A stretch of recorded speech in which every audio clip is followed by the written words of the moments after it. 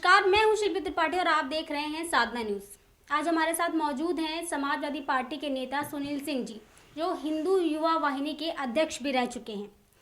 तो बहुत बहुत स्वागत है आपका हमारे चैनल में। धन्यवाद, बहुत धन्यवाद। मेरा सबसे पहला सवाल आपसे ये है कि समाजवादी पार्टी ज्वाइन करने से पहले आप भारतीय जनता पार्टी में थे और 2020 में भारतीय जनता पार्टी को छोड़कर आप समाजवादी पार्टी में शामिल हुए। आखिर क्या वजह रही इसकी? देखिए, जब से हम लोग सामाजिक जीवन में कदम बढ़ाए थे, तब से हम भारतीय जनता पार्टी के विचारधारा में थे। गोरक्ष पीठ पे जब योगी आदित्यनाथ का अवतरण हुआ तो हम लोग उस समय गोरक्ष पीठ के महंत आदित्यनाथ के साथ हो लिए और 2002 में हम लोगों ने पूर्वांचल के कुछ नौजवानों को इकट्ठा करके हिंदू युवा वाहिनी नाम का एक संगठन बनाया।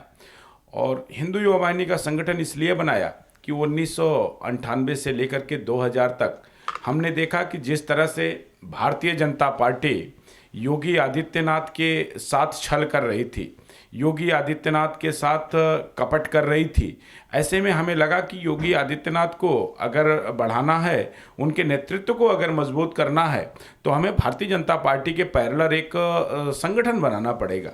ऐसे में पूर्वांचल में हम लोगों ने पूर्वांचल के नौजवानों को संगठित करके हिंदू युवा वाहिनी नाम से एक संगठन बनाया। हमारा संगठन बूथ स्तर पे प्रारंभ हुआ और बहुत अच्छा परफॉर्मेंस दिया उत्तर प्रदेश में।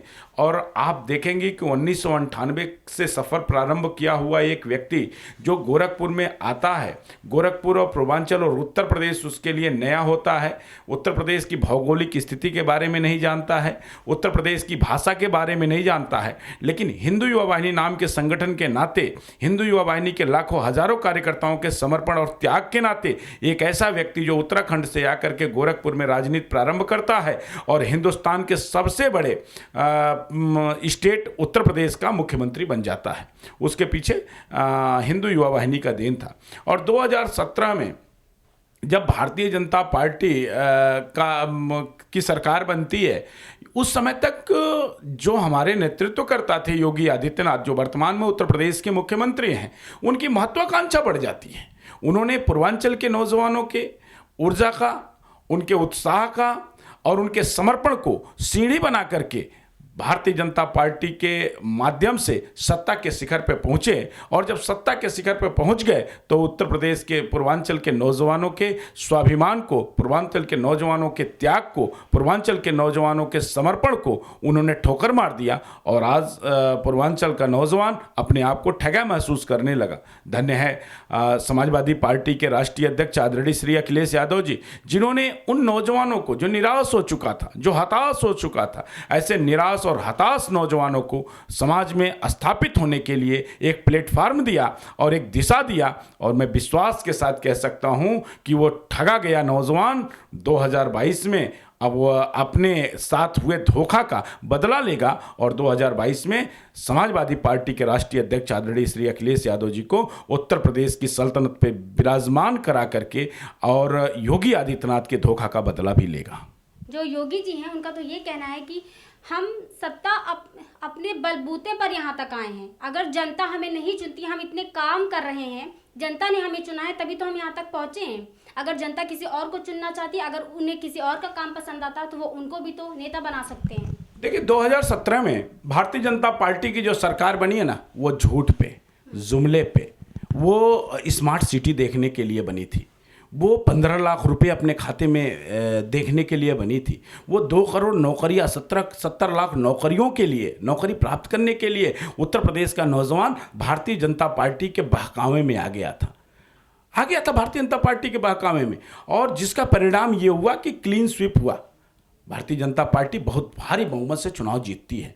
और आज 4 साल का समय बीत गया, आप बताइए ना कितने लोगों को रोजगार मिला। ये सिर्फ झूठे आंकड़े प्रस्तुत करते हैं। कानून व्यवस्था की क्या स्थिति है? कानून व्यवस्था के नाम पर ये सत्ता में आए थे कि हम आएंगे तो हमारे पास अलादीन का चिराग है और जादू की छड़ी है, जिससे कानून व्यवस्था एकदम पूरी तरह से सुदृढ़ हो जाएंगी, विकास की गंगा बह जाएगी। और रोजगार तो गली गली, गांव गांव, पकड़ पकड़ के लोगों को रोजगार दिया जाएगा। आप देख रहे हैं क्या है? बेरोजगारी का कितना बड़ा हुजूम उत्तर प्रदेश में खड़ा है। और नेशनल क्राइम ब्यूरो रिपोर्ट के आंकड़े को देखा जाए तो उत्तर प्रदेश में सबसे ज़्यादा क्राइम हो रहा है। एनसीआरबी की रिपोर्ट में सबसे ज्यादा क्राइम उत्तर प्रदेश में हो रहा है, सबसे ज्यादा महिलाओं का उत्पीड़न उत्तर प्रदेश में हो रहा है, सरेआम महिलाओं के साथ किस तरह का के घिनौने हरकत उत्तर प्रदेश में हो रहे हैं। और उत्तर प्रदेश के मुख्यमंत्री अपने मुंह मियां मिट्ठू बनने का काम कर रहे हैं। उत्तर प्रदेश में ना विकास हो रहा है, उत्तर प्रदेश में ना रोजगार आ रहा है। इन्होंने इन्वेस्टर समिट किया, पूरे देश को इन्होंने बेवकूफ बनाया। इन्वेस्टर समिट के माध्यम से इन्होंने कहा कि हम इन्वेस्टर समिट करेंगे, पूरे देश विदेश से जो है तमाम औद्योगिक घराने उत्तर प्रदेश में आएंगे और इन्वेस्टमेंट करेंगे। कितने इन्वेस्टर आए उत्तर प्रदेश में? 4 साल से ज्यादा का समय हो गया। कितने इन्वेस्टर आए उत्तर प्रदेश में? कितने नौजवानों को रोजगार मिला उत्तर प्रदेश में? कुछ नहीं मिला। इन्होंने उत्तर प्रदेश के नौजवानों के साथ धोखा किया है, इन्होंने उत्तर प्रदेश के किसानों के साथ धोखा किया है, इन्होंने उत्तर प्रदेश की जनमानस के साथ धोखा किया है। और मैं दावे के साथ कह सकता हूं, विश्वास के साथ कह सकता हूं कि अपने साथ हुए विश्वासघात का नौजवान निश्चित रूप से इनसे इंतकाल लेगा और आने वाले समय में इनको जमींदोज करने का काम करेगा। इनकी सरकार को समाप्त करके एक ऐसी सरकार लाने का काम करेगा जिन्होंने उत्तर प्रदेश में कम से कम विकास की एक गंगा तो बहाई थी। क्यों भूल जाता है उत्तर प्रदेश कि ये अखिलेश यादव जी हैं जिन्होंने कम समय में एक जो अपने साथ टारगेट रखा था उससे कम समय में इन्होंने एक्सप्रेसवे बनाया। इन्होंने पूर्वांचल एक्सप्रेसवे की नींव रखी, जिसकी नींव रखी वही इन्होंने नहीं पूरा कर पाए। और इन्होंने अखिलेश जी ने कितना काम किया, ऐतिहासिक काम किया, उसका 10% भी काम भारतीय जनता पार्टी की सरकार ने नहीं किया। हाँ, जुमलेबाजी किया है, बयानबाजी किया है, हेडलाइन स्टेटमेंट इन्होंने दिया है, नफरत की दीवार इन्होंने खड़ा किया है और ठोक दो, मार दो, जमींदोज कर दो, इसके अलावा इन्होंने कोई भी काम नहीं किया है। उत्तर प्रदेश की जनता भी 2022 का बेसब्री से इंतजार कर रही है। इनसे एक एक जनता के साथ किए गए हर वादे का, जो इन्होंने वादा खिलाफी किया है, उस वादा खिलाफी का इंतकाल लेने के लिए, बदला लेने के लिए जनता 2022 का इंतजार कर रही है। जैसे कि आप कह रहे हैं कि जो योगी जी की भाजपा जो सरकार है उसमें उन्होंने नौजवानों को रोजगार नहीं दिया है, तो लेकिन ये भाजपा वालों का तो ये कहना है, उनके मंत्री नेता जो भी कार्यकर्ता हैं सब यही कहते हैं कि विपक्ष के पास अब कुछ भी नहीं बचा है कहने के लिए। सिर्फ 2-3 मुद्दे हैं, जैसे 2 करोड़ रोजगार, 15 लाख, यही 2-3 मुद्दे हैं। इन्हीं को लेकर विपक्ष हमेशा भाजपा सरकार को टारगेट बनाता रहता है। इस बात पर क्या कहेंगे आप? तो आखिर भाजपा सरकार ने किया क्या है? क्या किया है वही तो बताए। क्या किया है भारतीय जनता पार्टी की सरकार ने? हमको तो रोजगार के लिए हमने आपको चुना था, कानून व्यवस्था ठीक करने के लिए हमने उत्तर प्रदेश की जनता ने आपको चुना था, 15 लाख रुपए अपने खाते में देखने के लिए चुना था। किस लिए चुना था आपको? किस लिए चुना था? खाली नफरत की दीवार खड़ा करने के लिए, हिंदू और मुसलमान के नाम पे समाज को लड़ाने के लिए आपको चुना गया था।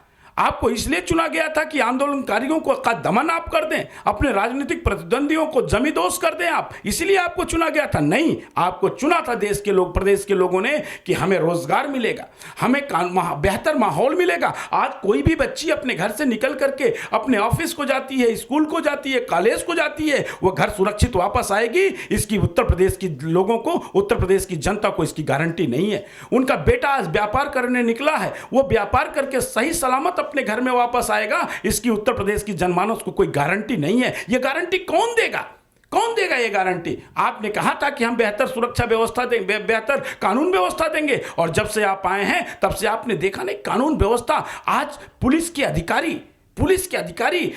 फिरौती लेकर के, पुलिस के अधिकारी हफ्ता वसूली करके, और पुलिस के अधिकारी पैसा लेकर के हत्या करा रहे हैं, गुंडा टैक्स वसूली कर रहे हैं पुलिस के अधिकारी। आप देख रही हैं पुलिस के कस्टडी में, कस्टोडियल डेथ, पुलिस की कस्टडी में कितनी मौतें हो रही हैं। कितने काउंटर पुलिस ने फर्जी कर दिया, कितने काउंटर कर दिया पुलिस ने फर्जी। आज पूरे उत्तर प्रदेश के लोगों को कानून व्यवस्था के नाम से, कानून व्यवस्था के ऊपर से उत्तर प्रदेश की जनमानस का विश्वास उठ चुका है। भारतीय जनता पार्टी की सरकार ने क्या कर दिया उत्तर प्रदेश को? इस उत्तर प्रदेश को उत्तम प्रदेश बनाने का संकल्प लेकर के भारतीय जनता पार्टी आई थी, आज अपराध प्रदेश बना दिया। महिलाओं का क्या स्थिति है, हाथरस की घटना, बदायूं की घटना, ये सारी घटनाएं क्या संदेश देती हैं? आप एक तरफ कहते हो कि हम महिलाओं की सुरक्षा करेंगे, वहीं दूसरी तरफ कुलदीप सिंह सेंगर और स्वामी चिन्मयानंद जैसे लोगों को आप संरक्षण देते हो। क्या संदेश देना चाहते हो आप समाज में? सिर्फ और सिर्फ ये धोखेबाज लोग हैं, सिर्फ और सिर्फ ये जुमलेबाज लोग हैं, और सिर्फ ये बयानबाज लोग हैं। इन लोगों को सत्ता में बने रहने का कोई अधिकार नहीं है। जो दिल्ली बॉर्डर पे किसान बैठे हैं, आंदोलन कर रहे हैं, वो बहुत परेशान है, आत्महत्याएं कर रहे हैं, लेकिन भाजपा वालों का ये कहना है कि जो हम किसानों के लिए जो बिल लाए हैं वो उनके हित में है, जैसे कि अभी आपने बताया, और वो उनके हित में है। किसानों को परेशान होने की बिल्कुल भी ज़रूरत नहीं है, धीरे धीरे सब ठीक हो जाएगा। और वो ये भी कह रहे हैं कि जो हम इसलिए ये बिल लाए हैं ताकि किसानों की जो आय है वो दोगुनी हो जाए, वो प्राइवेट में बेचें, इससे उनकी आय दोगुनी हो जाएगी। ये कहना है भाजपा वालों का, इस पर क्या कहेंगे आप? अभी तक तो एमएसपी पे खरीद हो रही थी, और क्या एमएसपी पे जो सरकार ने तिथि रेट निर्धारित किया था उस पे किसी किसान की खरीद हुई? शायद नहीं। हम किसानों के बीच में रहते हैं, हम गरीबों मजदूरों के बीच में रहते हैं, हम खुद एक किसान हैं, हमें मालूम है। और आय दुगनी, ये तो जिस दिन ये सरकार में आए थे 2014 में, उस दिन ही इन्होंने नारा दिया था, बहुत हुआ किसानों पे अत्याचार, अब की बार हमारी सरकार। तो इन्होंने तो नारा दिया था। तो आज 7 साल का समय हो गया केंद्र में भारतीय जनता पार्टी का, अभी तक तो किसानों का आय दुगना नहीं कर पाए। हाँ, 2014 में इन्होंने अपने मित्रों को एक वादा किया था कि किसानों का आय दुगना हो ना हो, लेकिन हम आपको कृषि क्षेत्र में पूरी तरह से हावी कर देंगे, और जितना हिंदुस्तान के अंदर किसान है, उसकी ज़मीन है, उस सारे ज़मीन को कॉन्ट्रैक्ट फार्मिंग के माध्यम से 2-4 साल 5 साल में वो सारी ज़मीनें आपकी हो जाएंगी, सारे ज़मीनों के मालिक आप हो जाएंगे। ऐसा मोदी साहब ने और Bharatiya Janata party, Amit Shah and team ने ऐसा वादा किया था। तुम हमें जिताओ, तुम हमें जिताओ, हम तुम्हारी जेब को भरेंगे। इस वादा को प्रधानमंत्री जी पूरा कर रहे हैं। अगर किसानों के हित की बात कर रहे हैं तो लाखों की संख्या में किसान मर रहा है, शहीद हो रहा है, तो क्यों नहीं काला कानून वापस कर देते? किसान तो कह रहे हैं काला कानून वापस करो। क्यों जिद पे अड़े हुए हैं? क्यों अड़े हुए हैं जिद पे? आप बताइए, क्यों अड़े हैं जिद पे? वो भाजपा वाले तो ये कह रहे हैं ना कि जिद पर तो हम इसलिए अड़े हुए हैं क्योंकि ये किसानों के हित की बात है। किसान, वही मैंने अभी बताया आपको कि वो ये कह रहे हैं कि ये किसानों के हित की बात है, किसानों को अभी समझ में नहीं आ रहा है, लेकिन धीरे धीरे सब ठीक हो जाएगा, ये कह रहे हैं भाजपा वाले। नहीं तो आप मेरे को अगर दूध दें पीने के लिए एक गिलास में, और मैं कहूँ ये दूध मैं नहीं पीऊँगा, ये दूध मुझे नुकसान करेगा, तो ज़बरदस्ती मुझे दूध को पीने के लिए कहेंगी? अगर किसान ये कह रहा है कि मेरे हित में यह बिल नहीं है, ये कानून मेरे हित में नहीं है, ये कानून मेरे लिए डेड वारंट से कम नहीं है, ये कानून मुझे बर्बादी की तरफ ले जाता है, ये कानून एमएसपी छोड़ने के लिए और मंडी तोड़ने के लिए हम लोगों को विवश कर देगा, ये कानून हम लोगों को उन साहूकारों का गुलाम बना देगा जो साहूकार हम लोगों को की ज़मीनों को हड़पना चाहते हैं। ये किसान समझ चुका है, ये चालबाजी भारतीय जनता पार्टी की किसान समझ चुका है। अगर भारतीय जनता पार्टी किसानों के हित की बात करना चाहती है, अगर भारतीय जनता पार्टी वास्तव में किसानों के साथ अच्छा व्यवहार चाहती है, अगर चाहती है कि किसानों का भला हो, तो सबसे पहले ये काला कानून, 3 काला कानून किससे पूछ करके लाए, किससे डिस्कशन करके लाए? हम आपके लिए कानून लाए, हमसे कोई राय ना लिया जाए, हमसे कोई बात ना किया जाए, हमारे ऊपर कानून थोप दिया जाए। इन्होंने थोपा, इससे पहले नोटबंदी थोपा है, जीएसटी थोपा है। क्या फायदा हो गया नोटबंदी से देश को? देश की अर्थव्यवस्था गर्त में चली गई। किस बुद्धिमानी के तहत इन्होंने नोटबंदी हमारे ऊपर थोपा था, देश के ऊपर थोपा था? एक फायदा बता दे कोई नोटबंदी से, एक फायदा कोई बता। इन्होंने कहा नोटबंदी कर देंगे, काला धन वापस आ जाएगा। जितना इन्होंने नोटबंदी किया, जितना पैसा था उससे ज्यादा पैसा इनके पास आ गया। काला धन कहाँ रहा? कहाँ गया काला धन? जब ये सरकार में नहीं आए थे तो ऐसा लगता था देशवासियों को कि काला धन वापस आएगा। इनके एक तथाकथित संत हैं रामदेव जी ने कहा कि काला धन वापस आओ। इसके लिए इन्होंने बहुत बड़ा आंदोलन किया था रामलीला मैदान में, और पुलिस जब इनको डंडा लेकर के पहुंची इनको हटाने के लिए, तो आपने देखा जिस तरह से ये सलवार पहन करके भागे थे ना। इनकी नीयत, इन लोगों की नीयत में बड़ी खोट है। कौन सा काला धन वापस आया? क्यों काला धन पे अब बात नहीं होती है? क्यों नहीं बात होती है काला धन पे? इन्होंने कहा कि जिस दिन हमको सत्ता मिलेगी उस दिन दाऊद इब्राहिम फांसी के फंदे पर रहेगा। क्या हुआ दाऊद इब्राहिम का? इन्होंने कहा कि हमें जो सर दिखाएगा, मुझे जो आंख दिखाएगा उसकी हम आंख निकाल लेंगे। एक सर के बदले में हम 10 सर काट करके लाएंगे। चाइना क्या कर रहा है अभी देखा आपने सोशल मीडिया पे, जो सैटेलाइट से तस्वीरें आई हैं। हमारी सीमा में घुस करके गांव बसा लिया, और किस तरह की 56 इंच की बात करते हो? आपसे देश नहीं सुधर रहा है। आपसे देश के लोग नहीं सुधर रहे हैं, आपसे आतंकवाद और आपसे नक्सलवाद नहीं सुधर रहा है, देश की सीमाएं आपके माध्यम से सुरक्षित नहीं है।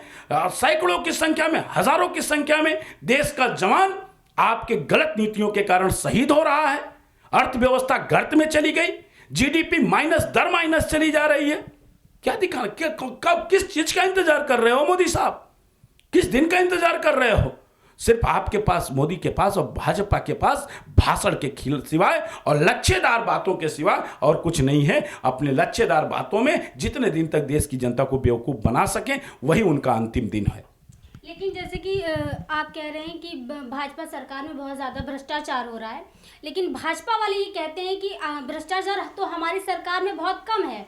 इससे जो पहले सरकारें थी उसमें भ्रष्टाचार बहुत होता था, फिर भी किसी को कोई शिकायत नहीं थी। हमारी सरकार में बहुत भ्रष्टाचार कम है, जितना हमने कम किया है इतना किसी सरकारों ने नहीं कम किया होगा। एक छोटा सा उदाहरण आपको दूंगा भ्रष्टाचार का। पहली बात तो इनके सरकार में कोई काम नहीं हो रहा है, तो ठीक बात है, काम नहीं, भ्रष्टाचार नहीं। दूसरी बात, इन्होंने पीपीई किट और अभी कोरोना का जब काल चल रहा था तो पीपीई किट और इन्होंने जो टेम्परेचर मशीन और अन्य किट लिया, जिस रेट में हर गांव से में इन्होंने खरीदारी करवाया, वो 1000% ज़्यादा रेट लगाया गया। 1000%। जो चीज़ 200-400 में मिल रही थी वो 2800 रुपये में खरीदा गया। आखिर ये भ्रष्टाचार नहीं है तो क्या है? अब प्रदेश के लोगों को ना समझ में आए तो बात अलग है, लेकिन जिस तरह से कोरोना के संकट के काल में इन्होंने एक एक कोरोना पेशेंटों से के नाम पे जिस तरह से इन्होंने भ्रष्टाचार किया, जिसको थोड़ी सी खांसी आ गई इन्होंने कहा कोरोना हो गया। आखिर वो कोरोना क्यों खत्म हो गया? दवा भी नहीं अभी आई। अभी कुछ हजार लोगों ने टीका लगवाया, लेकिन उत्तर प्रदेश से कोरोना गायब हो गया। कोई कोरोना का पेशेंट नहीं आ रहा। कोरोना के पेशेंटों के नंबर ऑफ पेशेंट में कमी आने लगी। क्यों कमी आने लगी? कम से कम पढ़े लिखे लोगों को सोचना चाहिए। दवा आई नहीं, कोरोना कोई हवा थी नहीं। कोरोना तो एक ऐसी बीमारी थी जो हमारे बीच में बैठी थी और ये लोगों ने कहा, एक्सपर्टों ने कहा कि अब हमको कोरोना के साथ जीना है। तो आखिर कोरोना के नंबर ऑफ पेशेंटों में कमी क्यों आ रही है? क्यों आज किसी अस्पताल में कोरोना का पेशेंट एडमिट नहीं है? क्यों इतना बड़ा धोखा दिए? सिर्फ और सिर्फ अपनी कमियों को छुपाने के लिए। ये बड़ी बहस हो जाएगी अगर इस पे बात किया जाएगा। ये भ्रष्टाचारी लोग हैं, ये दुराचारी लोग हैं। इन लोगों को सत्ता में बने रहने का एक भी दिन अधिकार नहीं है। सवाल है कि अभी जो तांडव वेब सीरीज है बहुत ही विवादित चल रही है, बहुत ज़्यादा उस पर बवाल मचा हुआ है। तो विपक्ष वालों का ये कहना है कि जो तांडव वेब सीरीज है उसको भारतीय जनता पार्टी इसलिए ज़्यादा उछाल रही है ताकि जो किसान आंदोलन का जो मुद्दा है वो पीछे हट जाए और ये आगे आ जाए। इस बात पर क्या कहेंगे आप? आपको क्या लगता है कि ये तांडव अपने आप आ गई? तांडव लाया गया और भारतीय जनता पार्टी ने तांडव ला करके अपने तमाम मुद्दों को पीछे छोड़ने का काम किया। लेकिन धन्य है देश के लोगों जिन्होंने भारतीय जनता पार्टी के चाल को समझ लिया। ये तांडव के माध्यम से तांडव मचाना चाहते थे। इनके टारगेट में इनका लक्ष्य दो है। एक तो किसानों का आंदोलन जो इनके लिए इनके गले की हड्डी बनी हुई है, और दूसरा वेस्ट बंगाल का चुनाव। ये दोनों को कैसे इस पे विजय प्राप्त किया जाए, इसके बारे में इनका वहाँ रोज मंथन हो रहा है, प्रतिदिन मंथन हो रहा है। ये तांडव करें या कुछ भी करें, न किसान का आंदोलन ये तोड़ सकते हैं और ना वेस्ट बंगाल ये जीत सकते हैं। इनकी चाल, इनका चरित्र, इनका चेहरा हिंदुस्तान की जनता समझ चुकी है, जान चुकी है, इनकी हकीकत को जान चुकी है। अब इनकी दाल गलने वाली नहीं है। अब हिंदुस्तान की जनता जुमले में आने वाली नहीं है। अब हिंदुस्तान की जनता झूठ और फरेब में आने वाली नहीं है। हिंदुस्तान की जनता इनकी हकीकत को पहचान चुकी है। एक तांडव नहीं, प्रतिदिन ये तांडव रिलीज करे। कौन है? उत्तर प्रदेश में भारतीय जनता पार्टी की सरकार, केंद्र में भारतीय जनता पार्टी की सरकार, सूचना प्रसारण मंत्रालय में भारतीय जनता पार्टी का मंत्री। आखिर कौन आएगा इसको रोकने? क्या दूसरे लोग के देवता का इंतजार कर रहे हैं क्या? वहां तांडव रोके? कैसे तांडव रिलीज हो गई? तांडव क्यों रिलीज हो गई? क्या तांडव रिलीज होने के पहले भारतीय जनता पार्टी के लोगों को, क्या मंत्रालय को इसकी जानकारी नहीं थी? क्यों रिलीज हो गई तांडव? और तांडव में अगर कोई गलत है तो उसके खिलाफ कार्रवाई करो। समाज के बीच में नफरत क्यों फैलाना चाहते हो?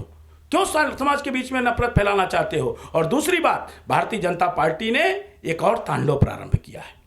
जनता के नाम पे जो हुड़दंग मचाया जा रहा है, राम मंदिर के निर्माण में चंदे के नाम पे, 14,000 करोड़ रुपया देश के लोगों ने 1992-93 में जब इनका शिला पूजन प्रारंभ हुआ था तो 14,000 करोड़ रुपया देश के लोगों ने दिया था। उस 14,000 करोड़ रुपए का हिसाब भारतीय जनता पार्टी और विश्व हिंदू परिषद अभी नहीं दे पाई। लेकिन चूंकि वेस्ट बंगाल का चुनाव करीब है, चूंकि किसान आंदोलन के माध्यम से जनमानस के बीच में भारतीय जनता पार्टी की पोल खुल रही है, इसलिए ये चंदा के नाम पर हुड़दंग प्रारंभ किए हैं। गली गली ये चंदा इकट्ठा कर रहे हैं, गली गली ये जबरदस्ती लोगों के बीच में जाकर के एक माहौल बनाने का प्रयास कर रहे हैं। लेकिन देश की जनमानस ये जान चुकी है इनकी सच्चाई को, इनकी हकीकत को, और इनकी सच्चाई और हकीकत से लोग रूबरू हो चुके हैं। अब इनके चंदे का जो तांडव है और तांडव का जो तांडव है, ये अब जनता के बीच में नहीं चलेगा। अब ये जनता को बेवकूफ और मूर्ख नहीं बना पाएंगे। उत्तर प्रदेश के मुख्यमंत्री योगी आदित्यनाथ हमेशा अपने बयानों को लेकर चर्चा का विषय बने रहते हैं। उनका साफ तौर पे कहना रहता है कि जो अपराधी हैं या तो प्रदेश छोड़ दें, उन्हें ठोक दो, दाग दो, दफन कर दो। इस पे आपका क्या कहना है? देखिए, जब एक संत राजनीति की तरफ आता है और एक राजा जब संतत्व की तरफ जाता है, जब एक राजा संतत्व की तरफ जाता है तो गौतम बुद्ध बनता है, और एक संत जब राजनीति की तरफ जाता है, जब सत्ता के शिखर पर पहुंचता है, तो वो संत आसाराम और स्वामी चिन्मयानंद बनता है। योगी आदित्यनाथ जिन्होंने विरासत में गोरखपुर की राजनीति, जब वो गोरखपुर के सांसद थे तो संघर्ष नहीं किया था उन्होंने, किसी प्रकार का त्याग नहीं किया था उन्हें विरासत में गोरखपुर की संसदीय सीट मिली थी, और भारतीय जनता पार्टी और संघ ने उत्तर प्रदेश के मुख्यमंत्री की जो सीट उनको दी है ना, वो भीख में मिली है उनको। आपको याद दिलाना चाहता हूं 19 मार्च 2017 का उनका शपथ ग्रहण का भाषण, जिसमें योगी आदित्यनाथ ने सीधे सीधे कहा था कि लोग साधु और संत को भिक्षा नहीं देते हैं, लेकिन हम मोदी जी को धन्यवाद देना चाहते हैं कि इतनी बड़ी जिम्मेदारी हमारे ऊपर दिया, यानी कि भीख में उनको उत्तर प्रदेश की कुर्सी मिली है। तो वो क्या कहेंगे, क्या नहीं कहेंगे, इसके बारे में पूरा उत्तर प्रदेश जानता है। वो क्यों ऐसा बोलते हैं, किस नाते ऐसा बोलते हैं, ये भी उत्तर प्रदेश जानता है। किस नशे में वो रहते हैं, आखिर किस अहंकार में वो रहते हैं, उत्तर प्रदेश के लोग जानते हैं। अगर जमीन पे चल करके उस मंजिल को प्राप्त किए होते तो लोगों के बारे में, समाज के बारे में वह परिचित होते, लेकिन सब कुछ उनको विरासत में मिली है, सब कुछ उनको विरासत में मिली है। वो कौन होते हैं, कौन होते हैं किसी को ये कहने वाले? क्या एक संवैधानिक पद पे बैठा हुआ उत्तर प्रदेश का मुख्यमंत्री क्या ऐसा कह सकता है क्या कि ठोक दो? किस अधिकार के तहत आप ठोकने की बात करते हैं? किस अधिकार के तहत आप कहते हैं कि इसके घर और इसके जमीन को जमींदोज कर दो? अपने जितने उनके राजनीतिक प्रतिद्वंदी हैं, गोरखपुर से लेकर के रामपुर तक जितने उनके राजनीतिक प्रतिद्वंदी हैं, सारे राजनीतिक प्रतिद्वंदियों को के जमीन को, उनकी जायदाद को जमींदोज करने का आदेश देते हैं। किस अधिकार के तहत, किस कानून के तहत? आज हम लोगों की संपत्तियों को जब्त कराने का काम, हम उनके राजनीतिक प्रतिद्वंदी हैं, हमारी संपत्तियों को जब्त कराने का काम करते हैं, हमारे मनोबल को तोड़ने का काम करते हैं। आज आपके चैनल के माध्यम से उत्तर प्रदेश के मुख्यमंत्री को मैं मैसेज देना चाहता हूं, संदेश देना चाहता हूं कि आप अगर अपने राजनीतिक प्रतिद्वंदियों का दमन करके उनके हौसले को तोड़ने का काम कर रहे हैं तो यह आपकी गलतफहमी है। आप जितना दमन करेंगे अपने राजनीतिक प्रतिद्वंदियों को, वह आपका राजनीतिक प्रतिद्वंदी उतना ही ज्यादा मजबूत होगा। अगर जब तक ऊपर वाला किसी को नहीं ठोकेगा, योगी आदित्यनाथ आप किसी को ठोक नहीं सकते हैं। सुनील जी, आप भी गोरखपुर से आते हैं और मुख्यमंत्री जी भी गोरखपुर से हैं। आपको क्या लगा कि 4 साल में क्या बदलाव हुआ है गोरखपुर में? देखिए, योगी आदित्यनाथ गोरखपुर से आते हैं और उत्तर प्रदेश में जिस दिन मुख्यमंत्री की शपथ ग्रहण किए थे तो पूर्वांचल के लोगों को यह लगा था कि हम लोगों को एक बहुत बड़ा गिफ्ट मिला है योगी आदित्यनाथ के रूप में। लेकिन अफसोस के साथ कहना पड़ रहा है 4 साल से ज्यादा का समय हो गया और जो अमूलचूल परिवर्तन विकास के नाम पे, जो अमूलचूल परिवर्तन रोजगार के नाम पे, पूर्वांचल की सबसे बड़ी समस्या जो है वो पलायन की समस्या है। पूर्वांचल की वो सबसे बड़ी समस्या जो है वो बाढ़ की समस्या है और योगी आदित्यनाथ उस समस्या से भली भांति परिचित है, लेकिन उस तरफ ये ध्यान नहीं देते। क्यों? उसका कारण है, जब पूर्वांचल की माटी से वो होते, पूर्वांचल का आबो हवा उनके शरीर में होता, वहां का संस्कार उनके शरीर में होता तो पूर्वांचल के विकास के लिए वो करते। वो तो पूर्वांचल के साथ दोयम दर्जे का व्यवहार प्रस्तुत करते हैं, क्योंकि वो पूर्वांचल से है नहीं, वो तो है उत्तराखंड से। अगर पूर्वांचल की माटी का कोई लाल मुख्यमंत्री बना होता तो पूर्वांचल के विकास के बारे में भी बात करता, पूर्वांचल के नौजवानों के पलायन के बारे में भी बात करता और बाढ़ की समस्या की विभीषिका के बारे में भी बात करता। लेकिन योगी आदित्यनाथ सिर्फ हेडलाइन स्टेटमेंट के लिए प्रचलित हैं। योगी आदित्यनाथ का जमीन पे कोई भी काम न दिखाई दे रहा है और न आने वाले समय में दिखाई देगा। सुनील जी, जब आप जो है हिंदू वाहिनी के प्रदेश अध्यक्ष हुआ करते थे तो आप अपने भाषणों को लेकर बड़ा चर्चा का विषय बना रहा करते थे, उस पर क्या कहना है? देखिए, जब हम योगी आदित्यनाथ के साथ थे, हिंदू युवा वाहिनी में थे, तो निश्चित रूप से हम एक जहरीले संगठन में थे, एक सांप्रदायिक संगठन में थे। और योगी आदित्यनाथ जो हमें लिख करके देते थे, जो हमें हमारे जबान पे जो शब्द रखते थे, वो हम उनके लिए बोलते थे। चूंकि योगी आदित्यनाथ को सत्ता के शिखर पे पहुंचना था, हम एक ऐसे इकलौते व्यक्ति नहीं है।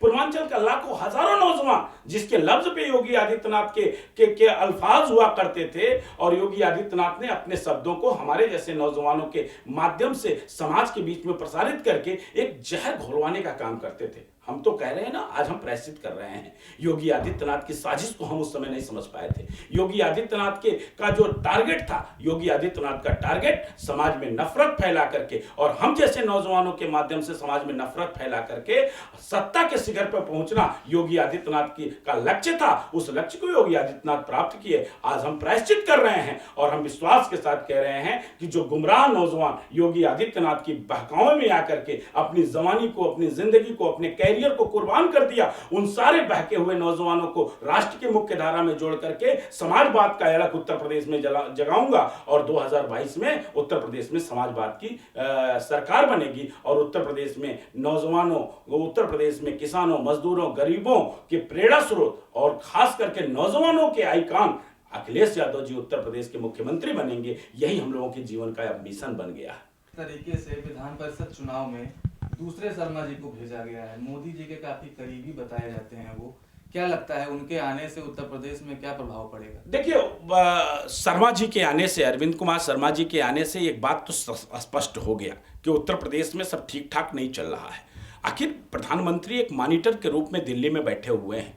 प्रधानमंत्री अपने कार्यालय के एक होनहार अफसर को, जिसको तथाकथित होनहार अफसर कहा जाता है, उस होनहार अफसर को बीआरएस दिला करके एमएलसी का चुनाव लड़ाते हैं। और एमएलसी का चुनाव लड़ा करके उनके लिए क्या सोचा है तो आने वाला समय बताएगा। लेकिन ये तो स्पष्ट हो गया अरविंद कुमार शर्मा के आने से कि सब कुछ ठीक ठाक नहीं चल रहा है। और दूसरी बात, आपने अरविंद कुमार शर्मा के उस नॉमिनेशन को देखा होगा मीडिया के माध्यम से, सोशल मीडिया के माध्यम से उनके पर्चे को आपने देखा होगा। जिस तरह से ओवर राइटिंग की गई है, तो हम तो यही कहना चाहते हैं कि मैं भी चुनाव लड़ा था गोरखपुर संसदीय क्षेत्र से, मैं भी चुनाव लड़ा था और योगी आदित्यनाथ को, उनके पार्टी के कैंडिडेट को हराने की पूरी क्षमता रखता था। ये योगी आदित्यनाथ भी जानते हैं, क्योंकि मैं भी उसी अखाड़े का पहलवान रहा हूं जिस अखाड़े के पहलवान योगी आदित्यनाथ थे। मैं भी उनके दांव और उनके चाल को जानता हूं। अगर योगी आदित्यनाथ ने मेरा पर्चा फर्जी तरीके से खारिज ना कराया होता तो योगी आदित्यनाथ को मैं अखाड़े पे लड़ने का गुण भी सिखा देता। और जिस तरह से ओवर राइटिंग करके उनके पर्चे को वैध किया गया, ये तो एक तरह से सरासर अन्याय है और उन लोगों के साथ अन्याय है जिनकी एकमात्र कटिंग से पर्चे खारिज किए गए। लेकिन सैया भय कोतवाल, अब डर काहे का? अब किस बात का डर है? सरकार भी उनकी है और वो जो है पर्चा दाखिल करने वाले भी वही हैं। और उनका पर्चे में कुछ भी गलती रहे, कुछ भी कमी रहे, तो उनका पर्चा वैध हो जाएगा, क्योंकि भाई सरकार उनकी है, तो कुछ भी कर सकते हैं। वो कुछ भी करें तो अच्छा, हम कुछ भी गड़बड़ करें तो खराब। लेकिन ये बात स्पष्ट हो गया है कि सरकार में सब कुछ अच्छा नहीं चल रहा है। जो मोदी जी के पास इनपुट है ना उत्तर प्रदेश सरकार की, जो सच्चाई है, जो वास्तविकता है कि उत्तर प्रदेश में हम जो है 3 अंकों में संख्या नहीं प्राप्त करने जा रहे हैं 2022 में। हम 2 अंकों की संख्या में रहने जा रहे हैं 2022 में। और 2022 में सरकार बने, इसलिए प्रधानमंत्री जी ने एक मॉनिटर भेजा है। प्रधानमंत्री जी ने उस सबको ठीक करने का एक प्रयास किया, लेकिन प्रधानमंत्री जी को यह शायद नहीं पता है कि अब बहुत देर हो चुकी है। 4 साल से ज्यादा का समय बीत गया। अब आप क्या ठीक करोगे? आपने एक ऐसे अहंकारी व्यक्ति को, एक ऐसे अनुशासनहीन व्यक्ति को उत्तर प्रदेश की कमान दे दी कि उत्तर प्रदेश किस दिशा में आगे बढ़ गया। उत्तर प्रदेश क्या था, इन्होंने क्या बना दिया। ऐसे ऐसे लोगों को मुख्यमंत्री के कार्यालय के मात्र कुछ मीटर की दूरी पे 42 छेद होते हैं, उनके शरीर में 42 गोलियां लगती हैं, दिन दहाड़े छलनी कर दिया जाता है, उनके आवास के से कुछ ही दूरी पे लूट होती है। ये क्या हो रहा है उत्तर प्रदेश में? जब दिल्ली लखनऊ में कोई सुरक्षित नहीं है, मुख्यमंत्री के कार्यालय पे सुरक्षित नहीं है, लोक भवन के सामने आपने देखा लोग शरीर में आग लगा करके आत्मदाह कर दे रहे हैं। ये कैसा प्रदेश है जहां पे लोगों को अपनी मांगे ना मानने जाने के कारण उनको अपने शरीर में मिट्टी का तेल डाल करके अपने को आग के हवाले किया जा रहा है। एक घटना नहीं है, कई घटनाएं हो चुकी लखनऊ में। अब क्या कौन सा अब उदाहरण आपको चाहिए कि यह सरकार तत्काल हटनी चाहिए? सुनील जी, जैसे बताया जाता है कि भारत जो है कृषि प्रधान देश है और लगातार पिछले कई महीनों से किसान आंदोलन चल रहा है और अभी अन्ना हजारे ने भी कहा है कि हम आमरण अनशन पे जाएंगे। इस पर आपका क्या कहना है? देखिए, उत्तर प्रदेश हिंदुस्तान की संवेदनहीन सरकार ने 3 काला कानून लेकर के आया जो किसानों के लिए डेड वारंट से कम नहीं था। और उस काले कानून के बारे में जब किसानों को समझ में आ गया, पहले तो इन्होंने जो कानून लेकर के आया तो जब पहले दिन अध्यादेश के माध्यम से, वो भी अध्यादेश ऐसे समय पे इन्होंने पास किया जब ये देश कोरोना के संक्रमण काल के दौर से गुजर रहा था, जब पूरा देश दहशत के माहौल में था। ऐसे समय में इन्होंने चोर दरवाजे से अध्यादेश लाया और चोर दरवाजे से अध्यादेश ला करके इन्होंने उसको कानून बनाया। और कानून का नाम पहले अंग्रेजी में बड़े बड़े अक्षरों में, अंग्रेजी में कई लाइन की अंग्रेजी में उसका नाम रखा। उन्हें लगा कि उत्तर हिंदुस्तान का किसान तो पढ़ा लिखा नहीं होता है, ये हमारी बातों को कैसे समझ पाएगा। इनका मकसद था कि अपने कुछ औद्योगिक घरानों को, जो अब उनके मित्र हैं, उन मित्रों को खुश करने के लिए ये किसानों के साथ छल करेंगे, धोखा करेंगे। लेकिन किसानों को बातें समझ में आ गई, किसान इनकी चाल को समझ लिया। और आज जब किसान समझ लिया तो इन्होंने कहा हम किसानों के हित के लिए कानून लेकर के आए हैं। तो महोदय, अगर किसानों के हित के लिए आप कानून लेकर के आए हैं तो जो लाखों की संख्या में किसान दिल्ली के बॉर्डर पे, सिंधु बॉर्डर पे, गाजीपुर बॉर्डर पे और अन्य बॉर्डरों पर बैठा हुआ है, वो क्यों बैठा हुआ है? और 65 से ज्यादा किसानों ने मौत को गले लगा लिया, वो शहीद हो गए। आखिर क्यों शहीद हो गए? तो कहीं ना कहीं बहुत बड़ी साजिश है किसानों के साथ, और किसान उस साजिश को समझ गया है। किसान ये समझ गया है कि हमारे साथ भारतीय जनता पार्टी की सरकार बहुत बड़ी धोखा कर रही है। भारतीय जनता पार्टी की सरकार अडानी अंबानी जैसे लोगों को खुश करने के लिए, उनके बैंक बैलेंस को बढ़ाने के लिए, हमको यानी किसानों को गुलाम बनाने के लिए और किसानों की खेती को एक बार फिर अपने ही खेती में उनको मजदूर बनाने के लिए और अपने उपज का उनको उसका जो है दर निर्धारित करने का उनको कोई अधिकार नहीं है। इसलिए उन्होंने ऐसा कानून लेकर के आया। यह भारतीय जनता पार्टी का किसानों के प्रति रवैया और भारतीय जनता पार्टी का किसानों के प्रति जो उनका सोच है, उनकी समझ है, यह प्रदर्शित करता है। और निश्चित रूप से किसानों को अपना हक, किसानों ने तो कह दिया है कि हम बिल वापसी नहीं तो घर वापसी नहीं। अब देखना यह है, इंडोनेशिया में एक जहाज गिरती है, इंडोनेशिया में कुछ यात्री मरते हैं, ठीक बात है, उनके प्रति संवेदना होना चाहिए। लेकिन प्रधानमंत्री जी के निवास से मात्र 30 किलोमीटर की दूरी पे किसान 65 से 66, 70 की संख्या में किसान शहीद हुआ।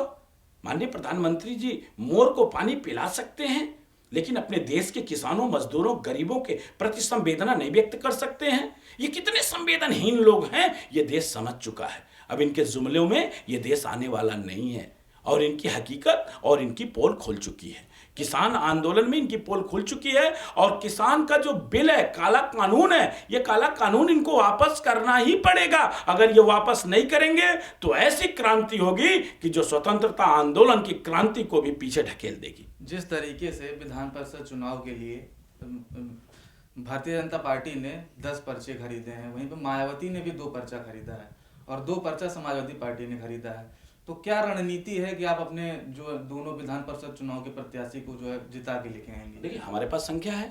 भारतीय जनता पार्टी के तमाम सदस्य, जैसा कि हमारे राष्ट्रीय अध्यक्ष जी ने बताया भी कि भारतीय जनता पार्टी के तमाम सदस्य जो हमारे साथ हैं वो खुल करके हमारे साथ आना चाहते हैं। हमारे तो राष्ट्रीय अध्यक्ष जी ने कहा कि गलती हो गई, हमें 3 पर्चा खरीदना चाहिए था, हमें 3 कैंडिडेट लड़ाने चाहिए थे।